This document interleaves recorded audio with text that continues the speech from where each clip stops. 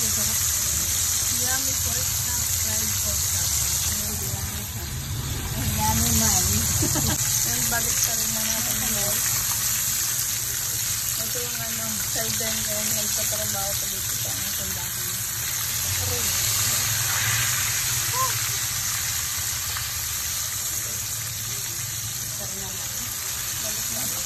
Balik pa rin na natin.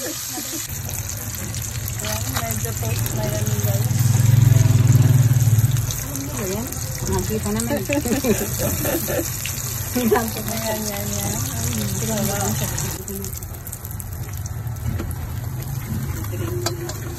Didrain muna para matanggal yung mga excess oil.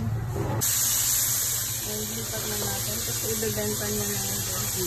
12 40 pesos lang, ang laki-laki na. Diba? Ang bakit pa nang hitaan. Ayan guys. Look. At least the pork chop. Ayan.